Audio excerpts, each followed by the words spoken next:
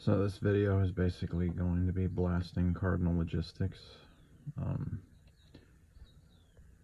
I'll tell you about my, like, 6 weeks, 8 weeks, I don't know, something like that with them.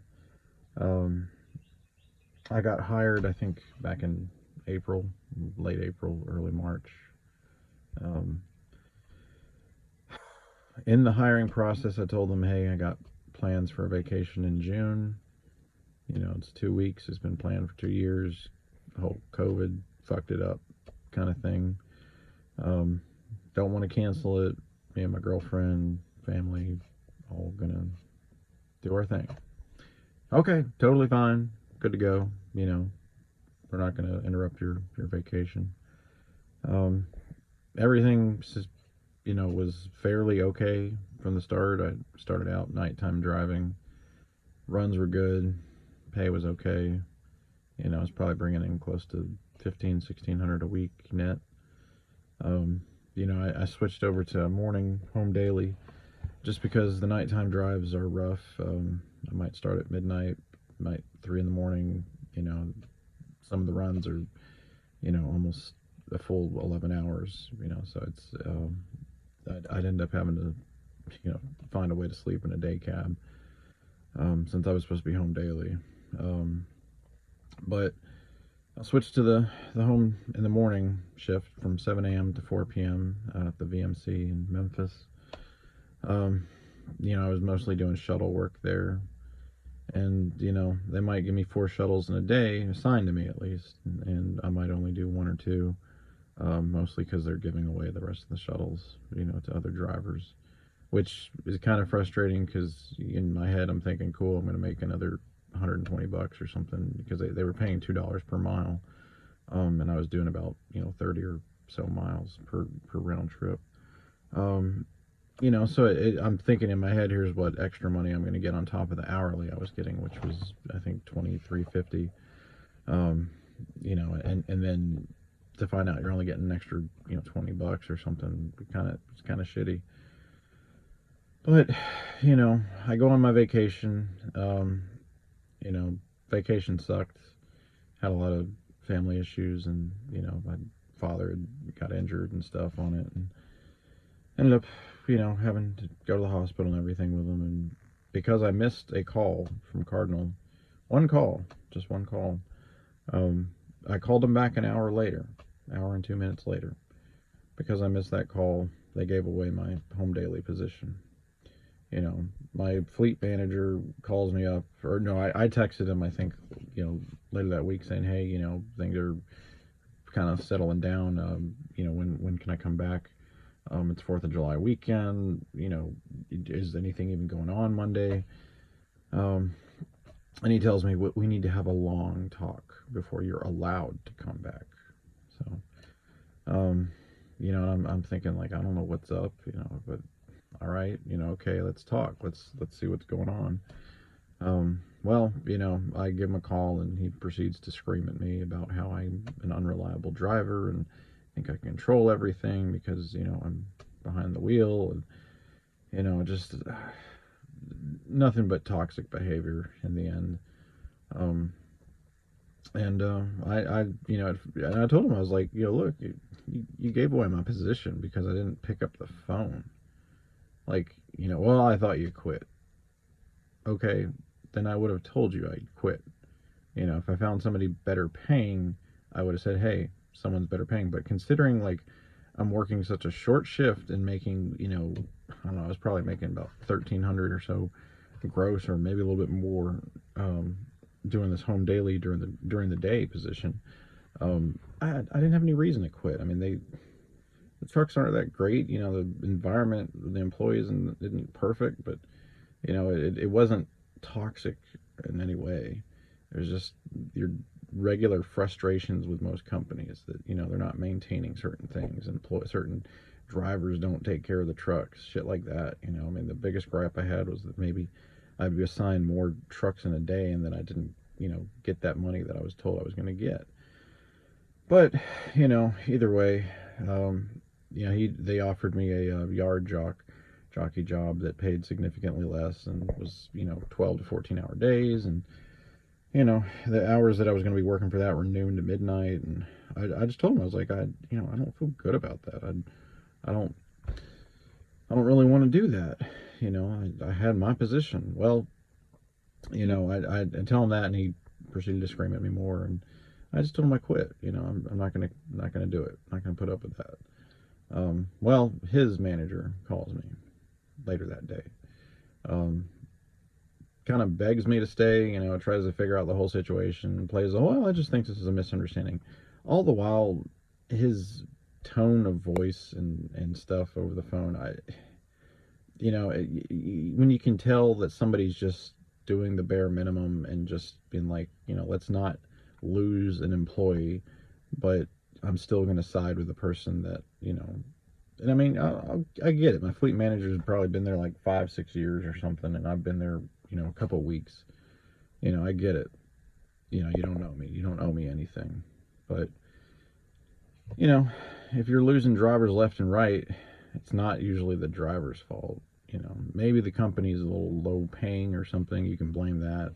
I haven't seen that really with Cardinal, but as far as the managers and dispatch, yeah, I'd say they're pretty toxic um, and definitely not together. But the upper management, he played the whole. How is your father?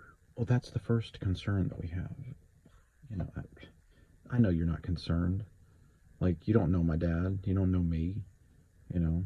But he tried. He played that, and convinced me to say, okay, I'll come back. It went from, you have a position here in the South Haven location if you want. You can do this yard jockey job, even though the hours aren't that great if you want.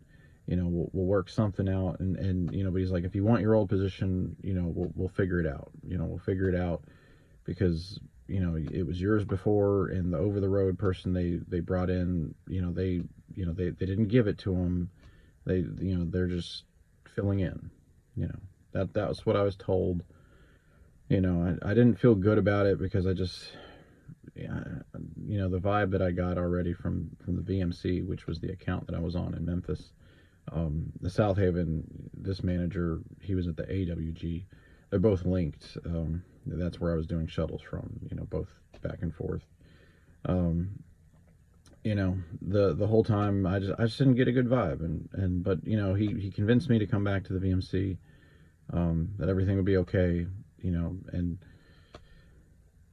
wake up this morning, I don't know, I didn't feel good about it. Honestly, I had a dream about going back to Dollar General, and that Dollar General treated me better. And honestly, Warner and Dollar General did. They really did. But either way, it was a funny dream, and maybe it set the mood for today or something. I don't know. I've had a lot of crap going on in my life, but you know, I didn't feel good about it. It wasn't something I was like, I'm going back to the job I love and everybody treats me well and I'm so happy to have that position back because I fought for it. Instead, it just kind of felt like, well, you know, I guess they're gonna still have it for me, and I can do whatever I want to get it back if I really want or something. I don't know. I just felt very conflicted about it, and um, I pull into the VMC this morning, and I looked for the paperwork to find out what I'm doing for the day and how many shuttles I got, and there's nothing for me. No paperwork, no shuttles, and I'm not gonna call my dispatch that already chewed me out and be like, hey, I'm here for the day. What do you want me to do? I mean, it was already toxic enough that I don't want to speak to them. Getting yelled at, and I don't want to be the guy that's like, well, hey, you kind of gave away my position, and this guy went over your head and said, no, you can't do that, and here I am, so tell me what to do.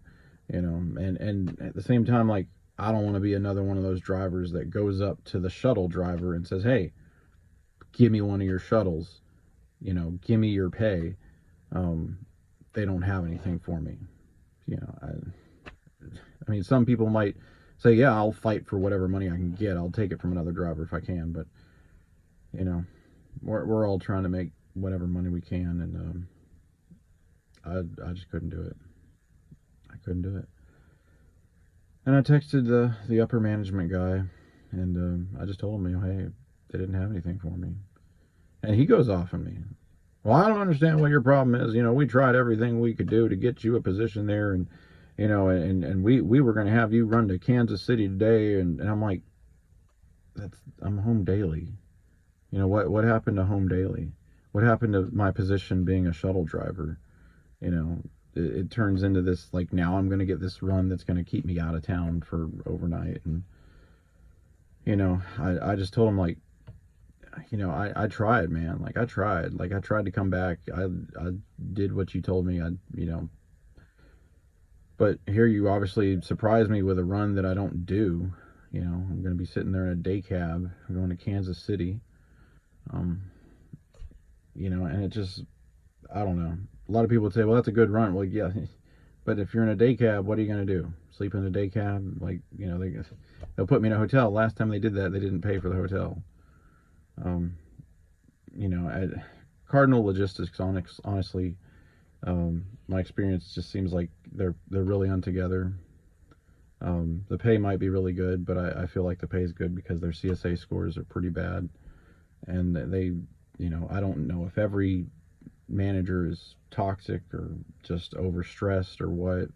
I get there's a lot of stress that goes on in this industry on both ends, drivers and dispatch and stuff. But um, I don't know.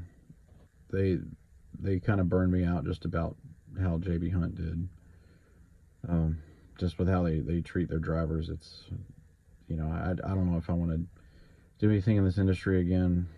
I don't care if I, go into debt just because of all my schooling loans that I took out for truck driving. I don't know.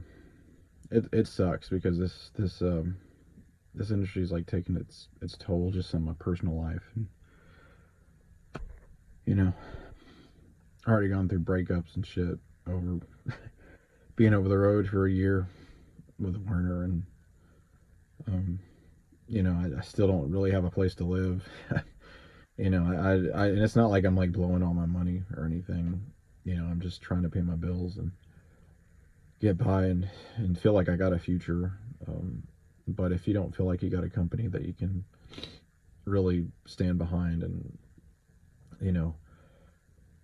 feel good about working at and stuff like that, or safe in the equipment and everything, it takes its toll. It's like, it's more stress on top of the stress of just trying to make sure you don't hit a car or somebody hits you or something. You're just trying to be safe, and I don't know. It sucks. It just fucking sucks. I didn't want to quit. I didn't wake up thinking I'm gonna quit.